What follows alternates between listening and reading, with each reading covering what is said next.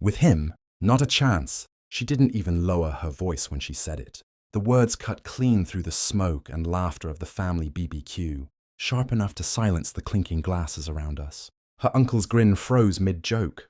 Someone coughed. A fork dropped. I stood there, plate in hand, the heat from the grill brushing against my face. But it wasn't the fire I felt. It was the sudden, quiet shift of everything I thought we were. She didn't look at me when she said it. That part stayed with me the most. Like I wasn't even worth the courtesy of eye contact. Like I was already gone. A few people chuckled awkwardly, waiting for me to laugh it off, to play along, to shrink into the role she'd just assigned me. Instead, I nodded once and said, steady and calm, "You're absolutely right." Then I handed my untouched plate to her aunt, turned, and walked away, leaving behind the first moment she realized I meant it. I wasn't new to being the quiet one in her world. I'd just mistaken silence for respect. We'd been together for 3 years, long enough to memorize each other's routines, but not long enough, apparently, for her to choose me when it mattered. I was the dependable one, the one who showed up early, stayed late, fixed things without being asked, the one her parents called when something broke, the one her friends leaned on when they needed favors. But I was never the one she showed off. In public, she had a way of shrinking me down with jokes that landed just a little too hard. "He's simple," she'd say with a smile. Or he wouldn't get it when conversations turned serious. I used to laugh along, convincing myself it was harmless, that love sometimes looked like compromise. It didn't. Looking back, there were signs everywhere. Missed introductions, interrupted sentences, decisions made without me. I was present but never included, valued but only in private. In front of others, I was convenient background noise. And the worst part, I let it happen. It wasn't one moment. It was a pattern so quiet, it almost felt polite. At dinners, she'd answer questions meant for me before I could open my mouth, her tone light, dismissive. "He's not really into that," she'd say, even when I was. I'd catch the brief glances people exchanged, half amused, half dismissive, and then the conversation would move on without me. When we were with her friends, she'd drift a step ahead, just far enough that I had to follow instead of walk beside her. If I added something to the conversation, she'd pause, just a fraction too long, then redirect it, like gently steering attention away from something unimportant. Once, at a small gathering, someone asked how we met. I started to answer, but she cut in, laughing. "It's not that interesting, trust me." The room chuckled. I smiled too, because that's what I did back then. Even her compliments had edges. "He's reliable," she'd say, the words sounding less like praise and more like a ceiling. I wasn't meant to rise above. I began to notice the timing of her glances, how she checked reactions after every subtle remark, measuring the room, collecting approval in quiet, invisible ways. And slowly, without ever raising her voice, she made me smaller. The BBQ wasn't the first time she crossed a line. It was just the first time she erased me completely. As I walked away, I didn't feel anger, not the loud kind. It was something quieter, heavier, like a door closing somewhere deep inside me. Her words echoed, but it wasn't what she said. It was how easily she said it, like she'd been thinking it for a long time, and finally felt comfortable enough to let it out.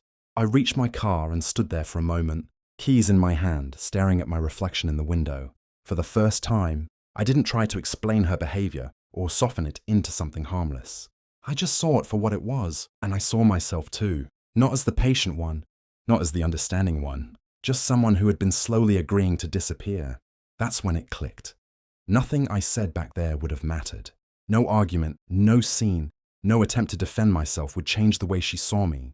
So I didn't go back. I drove home, sat in the quiet, and started undoing the life we'd built, cancelling plans, pulling my name out of shared commitments, separating everything piece by piece. Not out of revenge, just clarity. I didn't rush anything.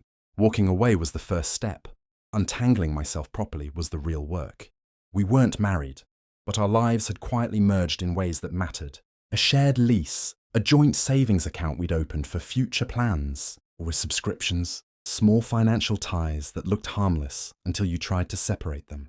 I sat down that night with a notebook and listed everything, line by line.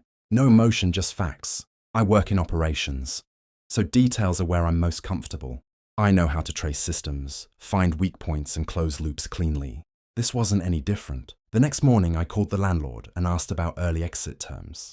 There was a clause, one I remembered negotiating, that allowed a single, party to withdraw with proper notice and a fee. I paid it without hesitation. I transferred my portion of the savings out, leaving a clear record. No surprises, no accusations, just numbers matching contributions. Then I cancelled everything tied to me, streaming accounts, utilities, deliveries, quietly, efficiently. I didn't block her. I didn't argue. I just removed myself from every place she'd learned to rely on me. And for the first time in years, I stopped making her life easier. I didn't announce anything. I let the silence do the work. 2 days passed before she called. At first, it was casual, light, almost amused. "Hey, where did you go that day?" she asked, like I'd stepped out for air and forgotten to come back. I kept my voice even. "I went home." A pause, then, "Okay. Well, the rent portal says something changed." "Did you—" "Yes," I said. "I've taken my name off the lease." The line went still, not shock.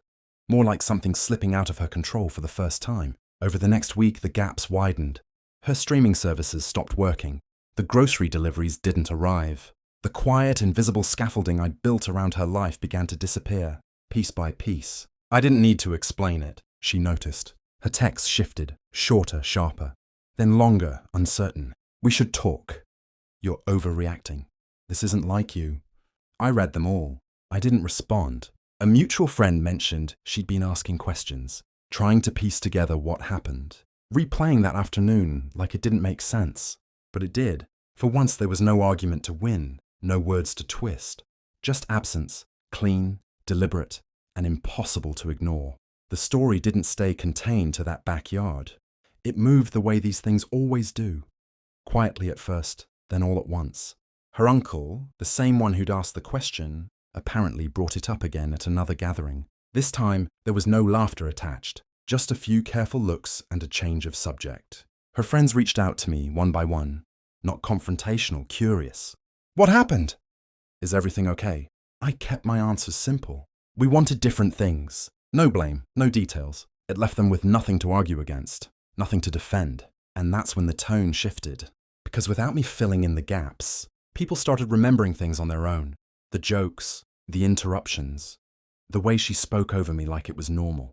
I didn't need to point it out. They had seen it. Reputation isn't destroyed in a moment. It's revealed. As for me, the silence I'd chosen began to feel different, lighter. I wasn't bracing for the next comment, the next small dismissal. I wasn't shrinking to fit someone else's version of me. And maybe that's why it matters, because sometimes the real consequence isn't what they lose. It's what you finally stop losing. In the weeks that followed, life didn't transform overnight. It settled. There was no dramatic turning point, no sudden rush of happiness, just quiet consistency. I woke up without tension in my chest. I spoke without second-guessing how it would be received. Even small things, choosing what to eat, where to go, who to spend time with, felt different. When they weren't filtered through someone else's approval. I started reconnecting with parts of myself I hadn't noticed slipping away. Old friends, delayed plans, conversations where I didn't have to earn space to be heard. She reached out a few more times.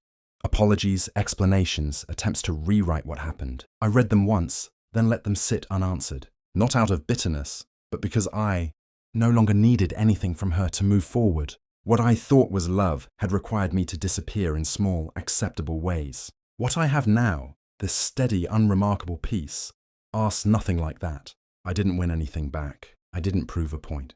I just stopped standing in a place where I wasn't wanted. And in doing that, I finally became someone I couldn't be dismissed anymore, even in my absence.